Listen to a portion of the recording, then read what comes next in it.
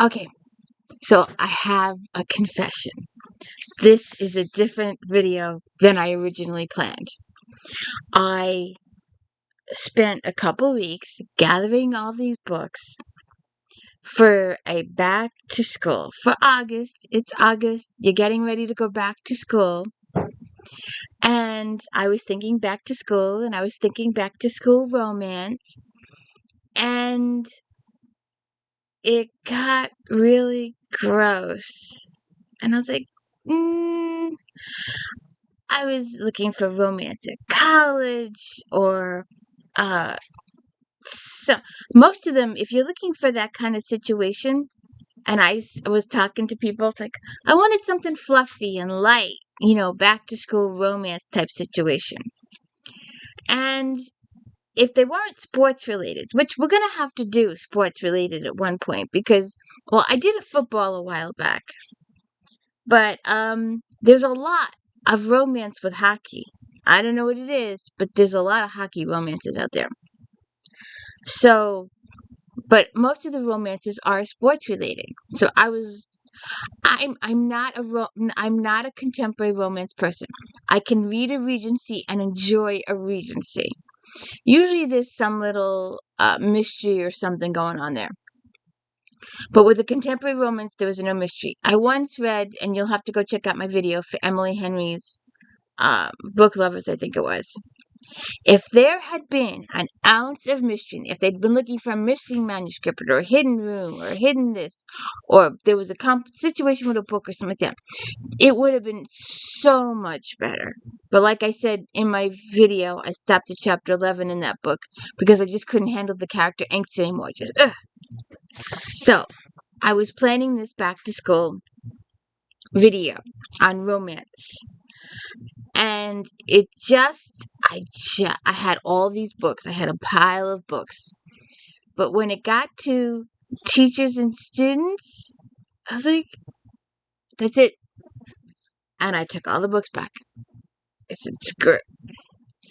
There's one in this pile, though. I don't know how it ended up in this pile, but in the crosshairs of ordering stuff, it ended up in this pile. So, what we are going to do today, I hope, I should have my pen's over there. So then my next thing, which I felt more comfortable in doing, was cozy mysteries. I love my cozy mysteries. And my co-host is left. So, but these are not so cozy. There's a couple of cozies. And the lady at the end, if you stay tuned to the end, I can count on this lady to have a book for anything I need. For any occasion I need, this lady has a book. I'm not kidding. Any holiday I've needed a book for, she's had a book. She's been the number one lady. So, the first couple are ones, a couple of these didn't show up, and they're arriving too late for this video. So we're gonna have to do pictures for the first few. And this was supposed to be like 10 or 15 books, and it just exploded. 20, maybe 30. I don't know. So some of these are cozies. Some of these are not cozies. In fact, there's a thriller in the pile, and I didn't realize it was a thriller until I was reading the synopsis. But these are murder mysteries involving a college town, a university town, college students, something like that. There are a couple of high school situations in here. But we'll get to it. So let's do, where's my papers? I just had my papers. I just had them. I literally just had them.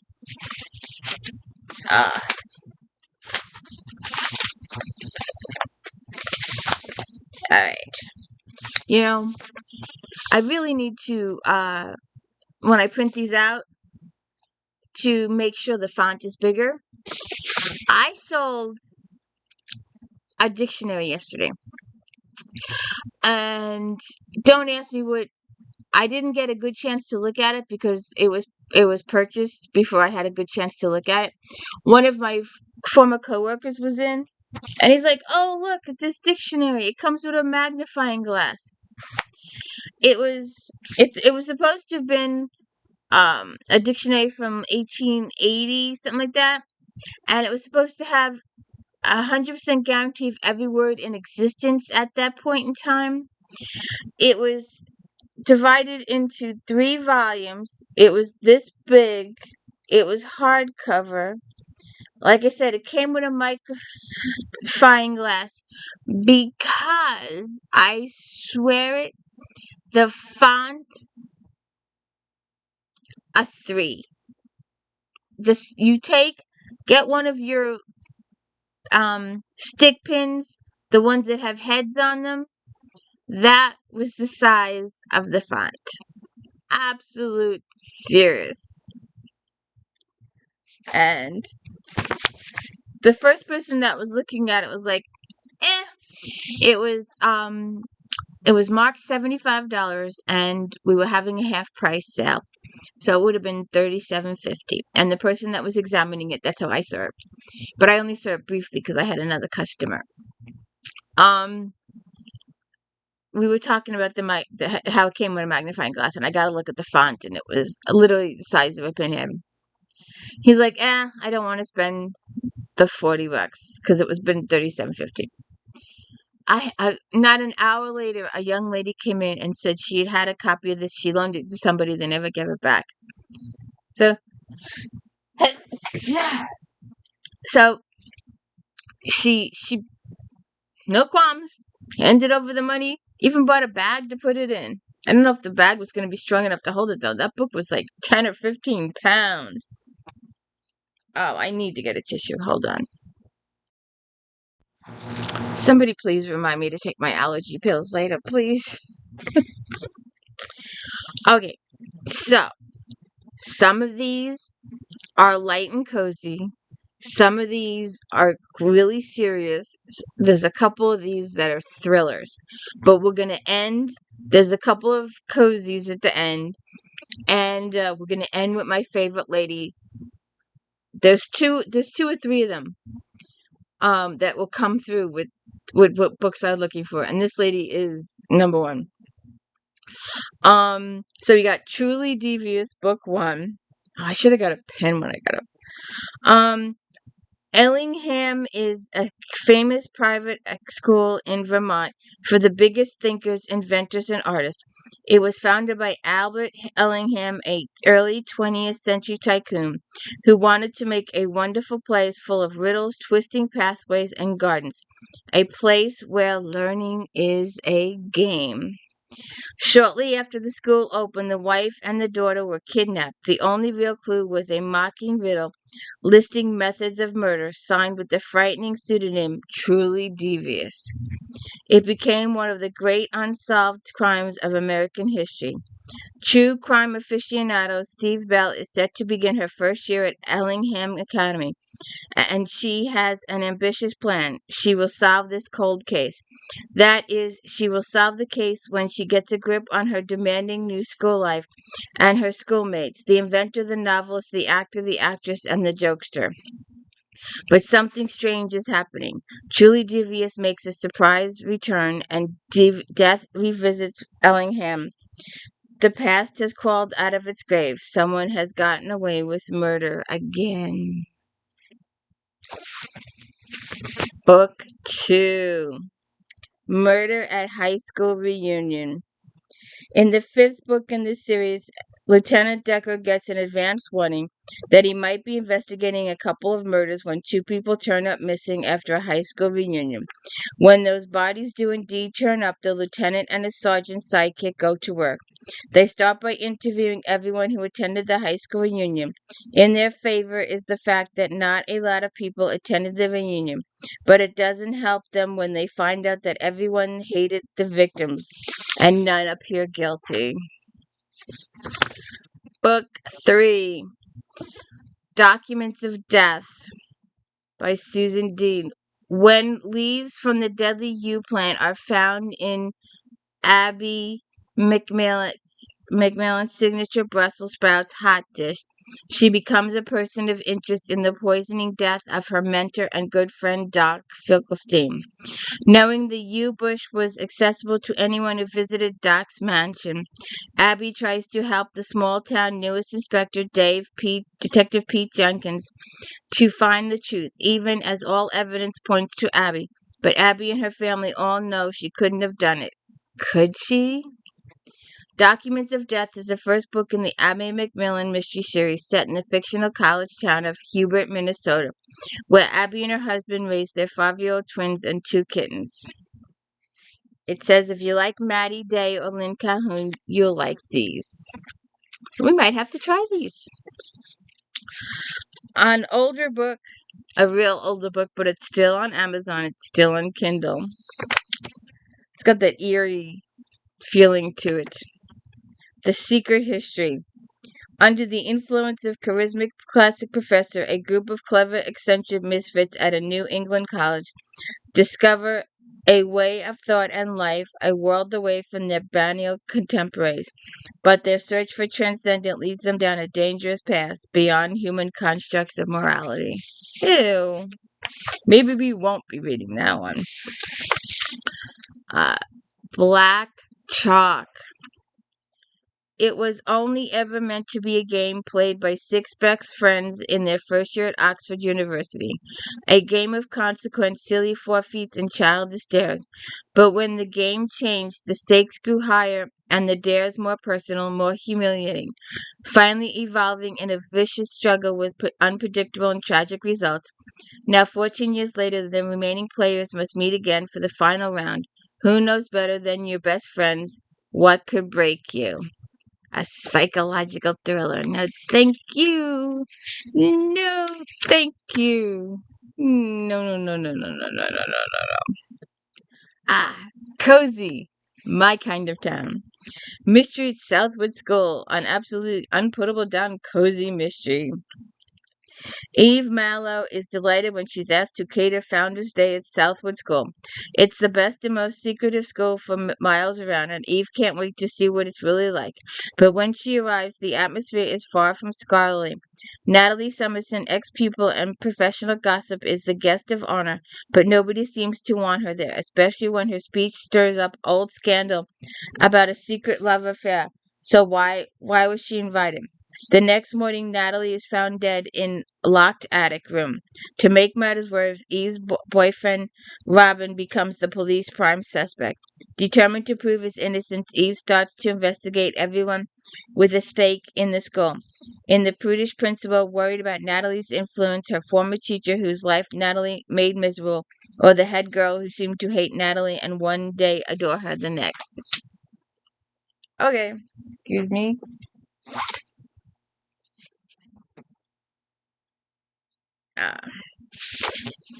Homicide Hamlet, a college town cozy.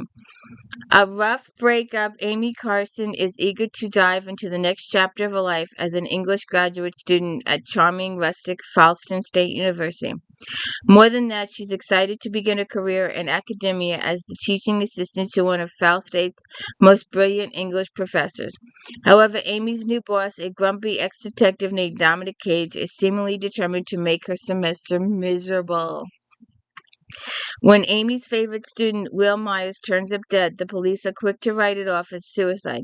Yet, as more details are released, Amy begins to suspect foul play.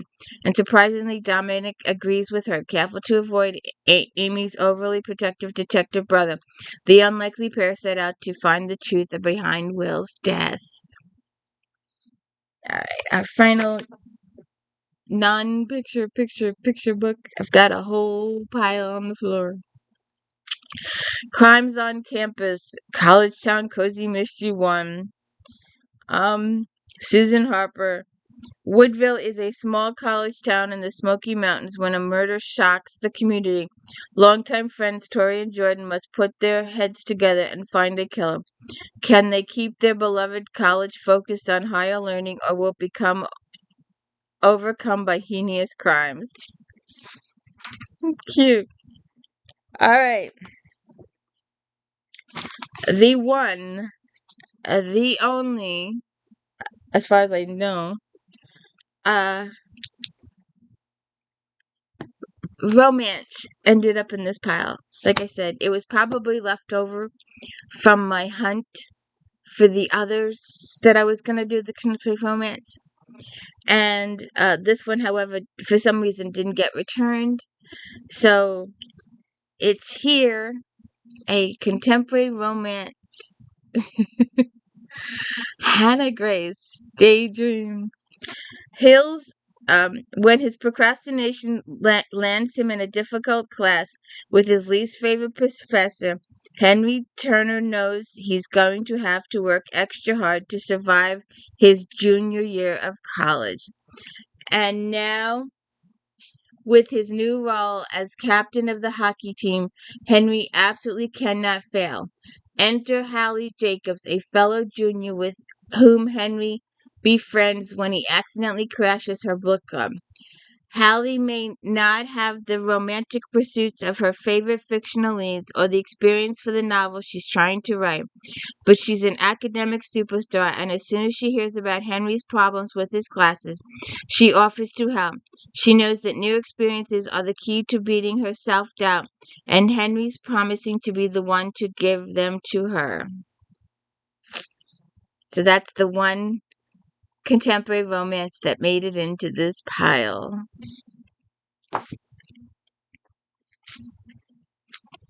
Uh, Dorothy L. Sayers, Gaudy Night. We have seen her in unboxings. If you've watched any of my boxings, she's come up with in quite a few unboxings. When Harriet Vane attends her Oxford reunion, known as Gaudy, the prim academic setting haunted by a rash bizarre Franks, scrawled obscenities, burnt effigies, and poison pen letters, including one that says, "Ask your boyfriend," with the title, "If he likes arsenic in his soup." Some of the notes threaten murder are all perfectly ghastly, yet in spite of their scurrilous nature, all are perfectly worded, and Harriet finds herself ensnared in a nightmare of romance and terror, with only the tiniest shred of clues to challenge her powers of detection, and those of her paramour, Lord Peter Wimsey.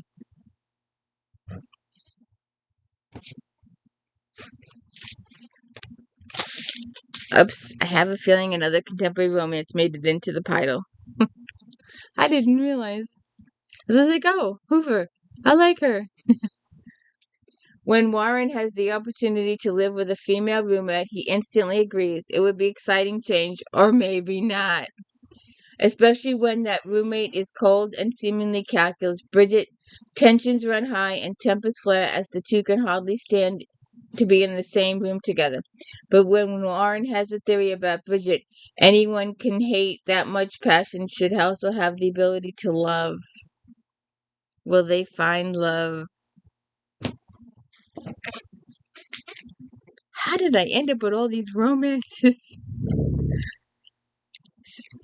Certainly thought of himself as progressive, and by the standards of Deep South, he was. He hated guns and supported abortion rights and the environment and so on. Mostly his politics were representing of what they weren't, the gun-toting, pick-deriving, revival tent world of his youth. If progressives... Alright, wait a second. I'm reading the wrong thing. Her room sucks. Her closet isn't big enough for 2 weeks' worth of outfits, much less her new rag and bone for fall. There's nothing worth posting. Cruel to Lulu Harris is the girl in the making. Her first year at ultimate competitive Ivy-like Devon University is jury impediment. If she's fabulous and no one sees it, what's the point? To F. Russell, who looks and sounds like an avatar of privilege, he's anything but. Is Devon is heaven. All day to think and read and linger over a where a Welsh rabbit at the faculty club, not to mention teach English 240, where he gets to discuss all his 19th century favorites like Mark Twain. If F could just get tenure, he could stay forever, but there are cultural landmines everywhere. In his 7th year at Devon, Red Wheeler is the alpha dog on top of Devon's progressive hierarchy, the most woke guy on campus, but when his position is challenged, Red is forced to take measure. Oh, it's a book about getting through college. Okay, so it's not a romance at all. Let's see what this one is. Come and Get It. It's 2017 at the University of Arkansas, and Millie Cousins, a super senior resident assistant at Belgrade Dormitory, just wants to graduate, get a job, and buy a house. So when Agatha Paul, a writer and visiting professor itching for her next topic, offers Millie an easy yet unusual opportunity for them to help each other further their own interests, Millie naturally jumps at the chance. But Millie's starry-eyed side hustle quickly becomes jeopardized by a lonely transfer student, unruly residents, and illicit intrigue. Both Millie and Agatha are forced to question just how much of themselves they are willing to trade to get what they want. Interesting. I picked this one up yesterday. Ryan DeMarco would rather not go home. Not now, maybe not ever. When his estranged wife attempts suicide, he has no choice but to return to Western Pennsylvania. All the memories that wait for him there. Unfortunately, it's not ghosts from the past waiting to greet DeMarco upon his return. An old high school classmate has risen through the ranks to become a county sheriff and is desperate for help investigating a series of murders that might tie into a cold case his and DeMarco's school days.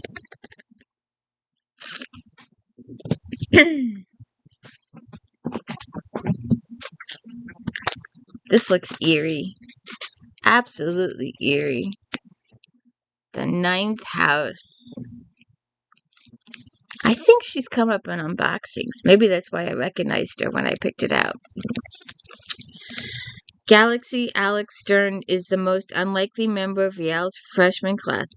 Raised in Los Angeles hinterlands by a hippie mom, Alex dropped out of school early and into a world of shady drug dealer boyfriends, dead-end jobs, and much, much worse. In fact, age 20, she is the sole survivor of a horrific, unsolved multiple homicide. Some might say she's thrown her life away.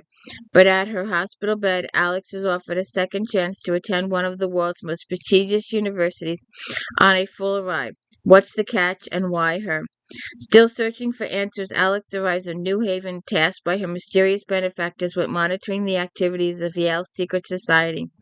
Their 8 windowless tombs are well-known haunts of the rich and powerful, from high-ranking politicos to Wall Street's biggest players.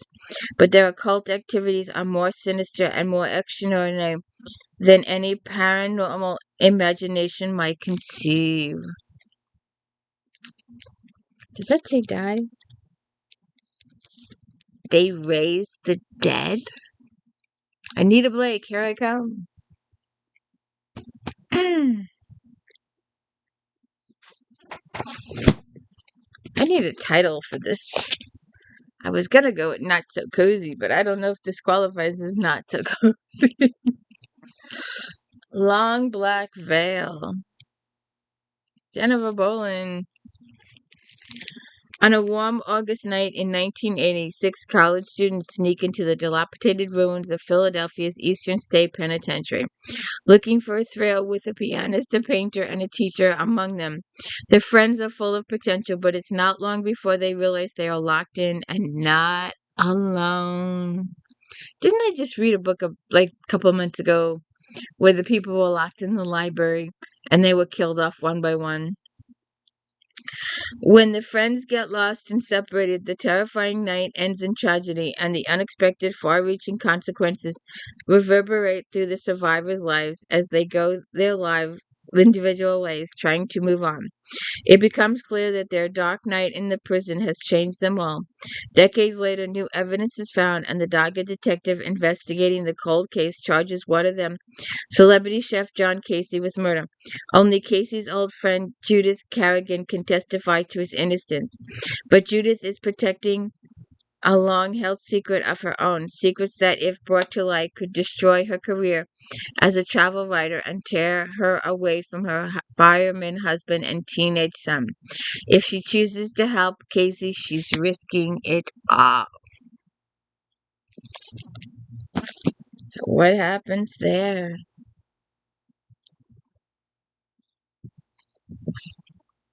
I should know better than to pick this lady up. She's terrifying. Tanya French, The Secret Place. The photo on the card shows a boy who was found murdered a year ago on the grounds of the girls' boarding school in the suburbs of Dublin. The caption says, "I know who killed him." Detective Stephen Moran has been waiting for his chance to get a foot in the door of Dublin's murder squad. And one morning, 16-year-old Holly Mackey brings him this photo. The Secret Place is a board where the girls at St. Kilda School can pin up their secrets anonymously, and today someone has used it to reignite the stalled investigation into the murder of handsome, popular Christopher Harper. Stefan joins forces with the abrasive detective Antoinette Conway to find out why.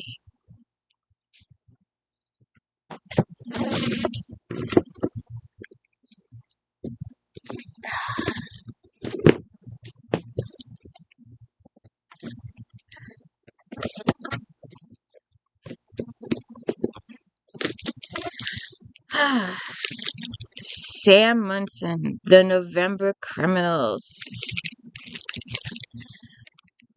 What are your best and worst qualities? Addison Shack is taking his college entry essay to the University of Chicago to heart as he begins to probe life so far. From selling a little pot to his classmates, his relationship with his friend, not girlfriend Digger, Vigil's ascent, and his growing obsession with the murder of his classmate Kevin Brodus. His stumbling investigation with Digger lands him into the middle of a mystery they may not be able to solve. Interesting. Okay. I might actually read this one. I'll have to think about it. But it looks really interesting. The bones of the story. It's been 25 years since the shocking disappearance of a student, the distinguished creating writer professor who died while searching for her. The Briarwood College community has never forgotten the terrible storm that caused the double tragedy. Now the college is bringing together faculty, donors, and alumni to honor the victims. On a cold December weekend after the fall semester has ended, guests gather on the vacant campus for the commentary event. But as a winter storm descends, people begin to depart, leaving a group of alumni. Recriminations and old rivalries flare as they recall the writing projects they shared as classmates, including chilling horror stories they each wrote about their greatest fears. When an alumni dies in a shocking similar way to the original person, there's a killer in their midst. Okay. We've seen most of these before. I've talked about these before. But these are my cozy mysteries additional cozy. There was a couple in the beginning. But in the because I didn't have them. But we have our final books, and these are cozy mysteries, and we're going to end with my savior lady for any video I want to do. If it's a cozy, she's got a book for me. All right. We've talked about this in our knitting, I believe. The Skin of the Crime, Maggie Sefton. The university town of Fort Connor is experiencing its annual influx of students, some of whom head into the shop for knitting classes. Kelly Flynn is happy to teach them stitches of the trade. Even Holly, the young woman, finds it had appeared in Kelly's backyard a month earlier, dazed and confused. Though Holly has a bit of checkered past, she's known by many of the knitting students and one of the teachers, and with the help of the crew at the House of Lambsburn, she's in the process of turning over a new leaf. So when she's found dead on the river trail near Kelly's house, Kelly feels compelled to investigate her murder. I believe this is a romance that again mistakenly ended up in my bio. But she's a good author and she shows up often in Flashback Mondays. Absolutely often. Lily Madison donates her eggs to a fertility clinic to pay for college. Sam Parker is also a student who gets extra money by donating sperm. Lily and Sam meet and, despite their attraction, go their separate ways. 20 years later, Lily wonders if she had a child somewhere. She also thinks about Sam. Sam never forgot about Lily and falls for her when they reunite in the airport. But a news story has them riveted. 2 teenage boys are missing, and the disappearance may be linked to the fertility clinic. Could they be Sam and Lily's kids? Now, see, that's a mystery with a romance. There you go. We've seen this lady quite a few times. Quite a few times. The Powerful Truth, Miranda James. We read her. In addition to the library duties and his role as doting grandfather, Charlie has enrolled in an early medieval history course offered by young, charismatic professor Carrie Winter. Charlie feels a bit out of place, but his classmates are half his age, except for Dixie Belle Camp Compton, another mature student. When Charlie hears an angry exchange between her and her professor, his interest is piqued. He even is more intrigued when she shows up at his office asking for a study partner. Charlie turns her down and is saddened to learn just a few days later that she has been killed, so he has to investigate her murder. He shouldn't have turned her down. All right, my final book, and the lady that has a book, well, this lady and Isis Crawford, the two of them. If you need a book for a certain video, and it's a cozy mystery, and it's a holiday or an event related, you go to these two gals, Isaac Crawford and Leslie Muir. Back to School Murder, the book that inspired this whole video. It is back to school time in the peaceful Maine town. And for a mother of 4, Lucy Stone, it isn't a moment too soon. But trouble at the local elementary school soon has the sometime crime solver juggling family job and night classes with another mystery to solve. And it starts with a bang. A bomb goes off with the noon lunch bell, but not before all the kids are safely evacuated. And Carol Crane, the new assistant principal, is hailed as a hero. But days later, Carol is found murdered and everyone is stunned when the most popular teacher at the school is arrested for the crime. However, not everyone is buying the open and shut case, including Lucy Stone, who senses there's more to things than meet the eye. It soon becomes clear that Lucy is flirting with danger as sizzling secrets and explosive surprises provide a primer for the most diabolical of motives. Hot on the trail of a clever killer, the dedicated mom and seasoned sleuth must harness the courage and cool aplomb to uncover a crime that just might give her an education in the fine art of murder. My gal pal, Leslie Muir. Yeah, or Isis Crawford. You need a book for a cozy? These two gal pals will come on through. Back to School Murder, the book that inspired this whole video. I hope you have a good day. And this is If Then 73, 74, something like that. This counts as If Then. I forgot to mention that I was so involved. I even forgot to ask you to like and subscribe. Have a good one. I was cleaning out my books and organizing my pile to make my list for my video. And I forgot one. We have one more book. An Education in Murder, Patty Joy. When a dead body shows up that was not on the lesson plan, a homeschooling mom is the prime suspect.